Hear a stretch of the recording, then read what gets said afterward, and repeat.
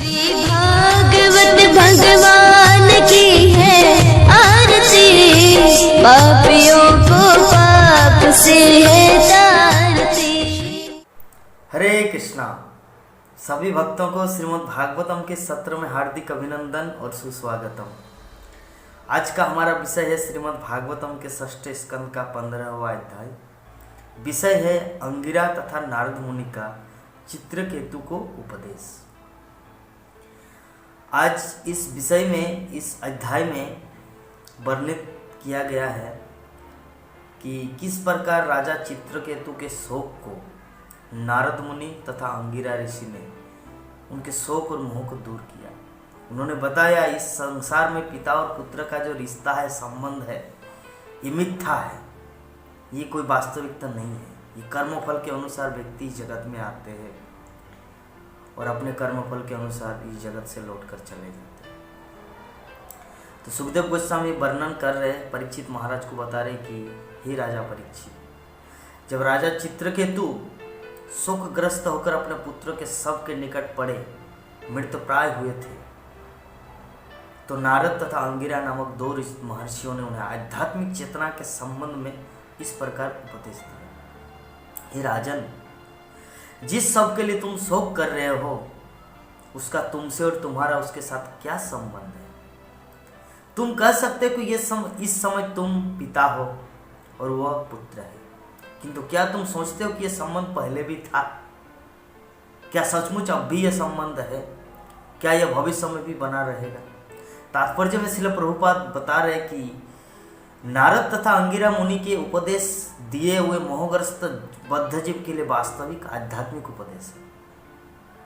यह संसार अस्थाई है, किंतु अपने पूर्व कर्मों के कारण हम यहाँ आते हैं और शरीर धारण करते हैं और समाज, मैत्री, प्रेम, राष्ट्रीयता, नेशनलिटी तथा जन समुदाय के रूप में अस्थाई संबंध की सृष्टि करते हैं, जो मृत्यु के साथ ही समाप्त हो जाते हैं।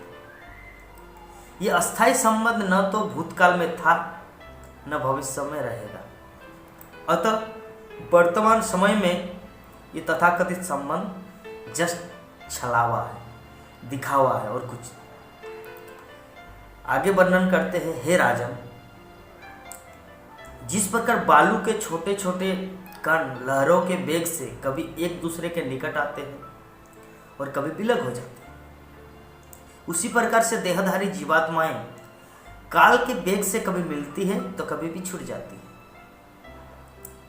श्रील प्रभुपाद तात्पर्य में वर्णित करते हैं नारद मुनि और अंगिरा ऋषि का ये बात कि बद्धजीव के अज्ञान का कारण उसकी देहात्म बुद्धि है। देहात्म बुद्धि मीन्स शरीर, मैं ही ये शरीर हूँ, मैं बंगाली हूँ, मैं बिहारी हूँ, मैं इंडियन हूँ, मैं रसियन हूँ, मैं अमेरिकन हूँ, मैं ऑस्ट्रेलियन हूँ, देहात्म बुद्धि। किंतु देह के भीतर आत्मा है, यही आत्मज्ञान है। दुर्भाग्यवश सांसारिक मोहवश जो व्यक्ति अज्ञान में रहता है, वो देह को ही आत्मा मान लेता है।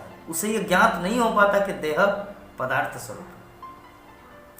ये देह बालू के छोटे छोटे कणों के समान एक दूसरे के निकट आती है और पुनः काल वेग से पृथक हो जाती है। लोग झूठे संयोग या वियोग के लिए शोक करते हैं। जब तक वे इस समझ में नहीं आता, तब तक सुख का कोई प्रश्न ही नहीं उठता।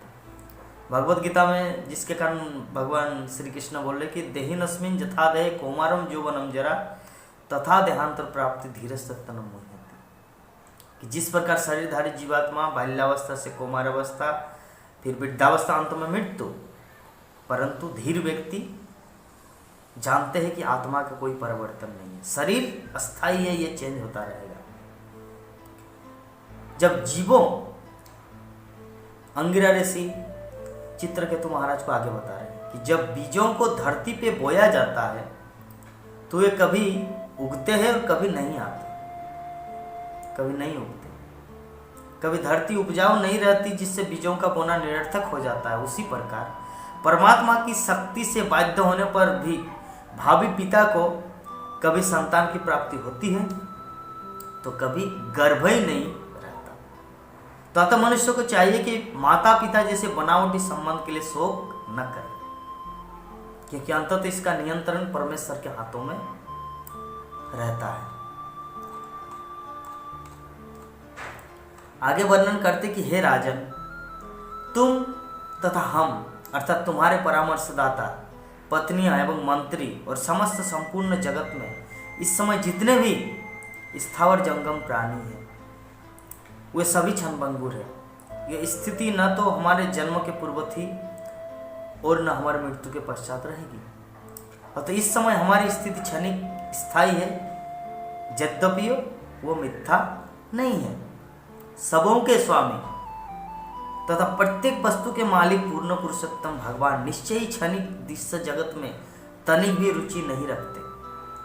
तो भी जिस प्रकार समुद्र के किनारे पर बैठा हुआ बालक अनचाही किसी न किसी वस्तु घरोंदा को बनाता है, उसी प्रकार से भगवान प्रत्येक वस्तु को अपने बस में रखते हुए सृजन, पालन तथा संहार का कार्य करते रहते हैं। वे पिता से पुत्र उत्पन्न कराकर सृष्टि करते हैं, प्रजा के कल्याण हेतु सरकार या राजा नियुक्त करके पालन करते हैं तथा सर्प जैसे माध्यमों से संहार करते हैं। सृजन, पालन तथा संहार करता माध्यमों में कोई स्वतंत्र शक्ति नहीं होती, किंतु माया के सम्मोहन से वे अपने को कर्ता, पालक तथा संहारक मान बैठते हैं। हे राजन, जिस प्रकार एक बीज से दूसरा बीज उत्पन्न होता है, उसी प्रकार एक शरीर पिता के शरीर द्वारा अन्य माता के शरीर के माध्यम से एक तीसरा पुत्र का शरीर उत्पन्न होता है। जिसे भौतिक शरीर के तत्व नित्य है, वैसे ही इन भौतिक तत्वों से प्रकट होने वाली जीवात्मा भी नित्य है, इटर्नल है। तो राष्ट्रीयता तथा व्यक्तिगत सत्ता जैसे मानव सामान्य तथा विशिष्ट विभाजन द्वारा उन व्यक्तियों की कल्पनाएं हैं जो उन्नत ज्ञानी नहीं है। सुखदेव गोस्वामी आगे बता रहे हैं कि नारद तथा अंगिरा द्वारा इस प्रकार समझाए बुझाए जाने पर राजा चित्रकेतु को ज्ञान के कारण आशा बंधी, एक उम्मीद जगा। राजा अपने हाथ से अपना मुरझाया मुखमंडल पोंछते हुए कहने लगा। चित्रकेतु महाराज ने अंगिरा ऋषि और नारद मुनि को बताया कि आप दोनों अपनी पहचान को छुपाए हुए अवधूत वेश में यहाँ पर आए हैं, किंतु मैं देख रहा हूँ कि सभी पुरुषों में आप दोनों परम ज्ञानवान हैं।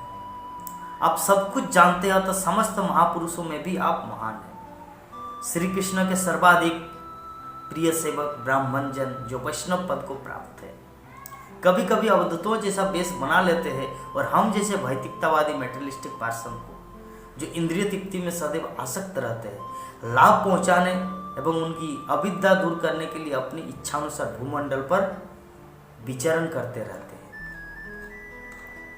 हे महात्मा, मैंने सुना है कि अविद्या से ग्रस्त मनुष्य को ज्ञान का उपदेश देने के लिए भूमंडल भर में जो महापुरुष विचरण करते रहते हैं, उनमें सनत कुमार, सनंदन, चारु कुमार, सनत कुमार, सनंदन, सनातन और सनक, नारद, ऋभु, अंगिरा, देवल, असित, अपांतत्मा, व्यासदेव, मार्कंडेय, गौतम, वशिष्ठ, भगवान परशुराम, कपिल देव, सुखदेव गोस्वामी, दुर्वासा, जातुकवल्क, जातुकर्ण तथा अरुणी है। अन्यों के नाम इस प्रकार है: रोमस, च्यवन, दत्तात्रेय, आसुरी, पतंजलि, वेदों के प्रधान परम साधु धम्म, पंचसिक, हिरण्यनाभ, कौशल्य, सुरतदेव तथा ऋतध्वज। आप अवश्य ही इनमें से है।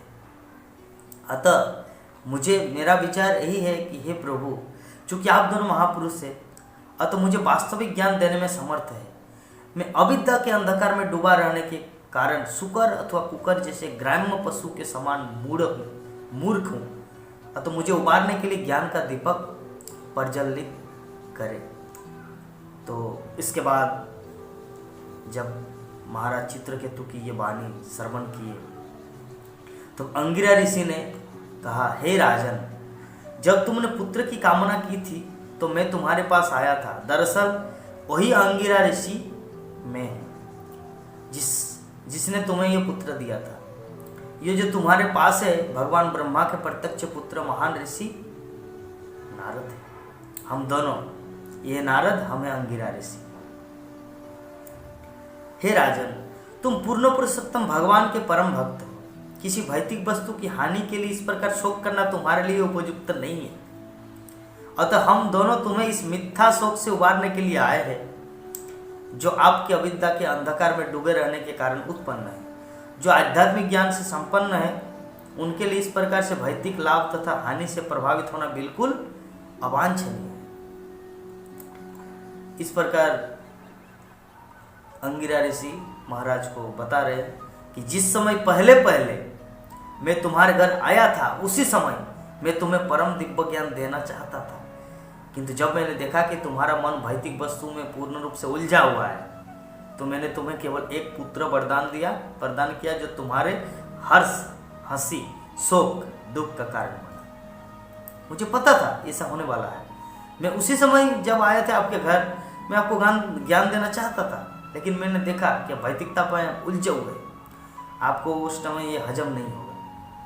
अतः हे राजन, अब तुम्हें ऐसे व्यक्ति के कष्ट का वास्तविक अनुभव हो रहा है जिसके पुत्र तथा पुत्रियां होती है। हे सुरसेन देश के राजा, पत्नी, घर, राज्य के ऐश्वर्य, अन्य संपत्ति तथा इंद्रिय अनुभूति के विषय, ये सब इस बात में एक से है कि वह अनित्य है। राज्य, सैनिक, शक्ति, कोष, नौकर, मंत्री, मित्र तथा संबंध, ये सभी भय, मोह, शोक तथा दुख के कारण। ये गंधर्व नगर की भांति है जिसे जंगल के बीच स्थित समझा जाता है, किंतु जिसका अस्तित्व नहीं होता। चूंकि ये सब वस्तुएं अनित्य है, अतः ये मोह, स्वप्न तथा मनोरथ से श्रेष्ठ नहीं है। तो श्रील प्रभुपाद इस श्लोक के तात्पर्य में वर्णित करते हैं। इस श्लोक में संसार का बंधन वर्णित है। इस संसार में जीवात्मा के पास अनेक वस्तुएं होती है, यथा देह, शरीर, संतान, पत्नी इत्यादि। देहापत्य कलत्रादि। मनुष्य ऐसा सोच सकता है कि ये उसे सुरक्षा प्रदान करेगी, किंतु ऐसा असंभव है। इतना सब होते हुए भी आत्मा को वर्तमान स्थिति का परित्याग करके दूसरी स्थिति ग्रहण करनी पड़ती है। अगली स्थिति प्रतिकूल हो सकती है, किंतु यदि अनुकूल भी रहे तो भी उसे इसका परित्याग करके दूसरा शरीर ग्रहण करना होगा। इस प्रकार इस जगत में दुखों का क्रम टूटता नहीं। किसी भी बुद्धिमान व्यक्ति की यह भली भांति समझना चाहिए कि इन वस्तुओं से वह कभी सुखी नहीं रह सकता। मनुष्य को चाहिए कि अपने आध्यात्मिक स्वरूप में स्थित रहकर भक्त के रूप में श्री भगवान की सर्वदा सेवा करे। अंगिरा ऋषि तथा नारद मुनि ने महाराज चित्रकेतु को यही उपदेश दिया। आगे वर्णन करते हैं कि हे महाराज, स्त्री, संतान तथा संपत्ति जैसी दृश्य वस्तुएं स्वप्न एवं मनोरथ के तुल्य है। वास्तव में हम जो कुछ देखते हैं उसका स्थायी अस्तित्व नहीं होता। वे कभी दिखती है तो कभी नहीं। अपने पूर्व कर्मों के अनुसार हम मनोरथ का सृजन करते हैं और इन्हीं के कारण हम आगे कार्य करते हैं। देहात्म बुद्धि के कारण जीवात्मा अपने शरीर में जो भौतिक तत्वों, पांचों ज्ञानेंद्रियों तथा मन समेत 5 कर्मेंद्रियों का संपुज मग्न रहता है। मन के कारण जीवात्मा को 3 प्रकार के अधिभौतिक, अधिदैविक तथा आध्यात्मिक ताप सहने पड़ते हैं। अतः यह शरीर समस्त दुखों का मूल है, समस्त दुखों का स्रोत है। अतः हे चित्रकेतु, आत्मा की स्थिति पर ठीक से विचार करो, अर्थात यह समझने का प्रयत्न करो कि तुम कौन हो। शरीर, मन या आत्मा, यह विचार करो कि तुम कहां से आए हो, यह शरीर छोड़कर कहां जाओगे और तुम भौतिक शोक के बस में क्यों हो। इस प्रकार तुम अपनी वास्तविक स्थिति जानने का यत्न करो, तभी तुम अनावश्यक आसक्ति से छुटकारा पा सकोगे। तब तुम इस विश्वास का भी परित्याग कर सकोगे कि यह भौतिक जगत या अन्य कोई वस्तु जिसका श्री कृष्ण की सेवा से सीधा संबंध नहीं है, शाश्वत है। इस तरह तुम्हें शांति प्राप्त होगी। इसके बाद नारद मुनि चित्रकेतु को उपदेश दिए कि हे राजन, तुम एकाग्रचित्त होकर मुझसे अत्यंत शुभ मंत्र ग्रहण करो। इसे स्वीकार कर लेने के बाद 7 रातों में ही तुम साक्षात भगवान का दर्शन कर सकोगे। तो यहाँ पर हम लोग देखते हैं कि नारद मुनि ध्रुव महाराज को 6 महीने में भगवान का दर्शन कराया था, और यहाँ पर नारद मुनि का दूसरा रिकमेंड क्या है कि 7 रातों में तुम भगवान का दर्शन कर पाओगे। Only 7 days 7 night। कौन सा एक मंत्र आपको देंगे, वो मंत्र जप करने से। हे राजन, प्राचीन काल में भगवान शिव तथा अन्य देवताओं ने संकर्षण के चरणारविंद की शरण ली थी। इस प्रकार वह दैत्य मोह से तुरंत मुक्त हो गए और उन्होंने आध्यात्मिक जीवन में अद्वितीय तथा अलग जश प्राप्त किया। तुम शीघ्र ठीक वैसा ही पद प्राप्त करोगे। तो नारद मुनि का उपदेश और अंगिरा का उपदेश यहाँ पे समाप्त होता है। कल क्या बताएंगे चित्रकेतु महाराज को और चित्रकेतु महाराज क्या करेंगे, इस विषय में हम लोग कल श्रवण करेंगे। तो तब तक के लिए हम आप सबसे विदा चाहते हैं। हरे कृष्ण।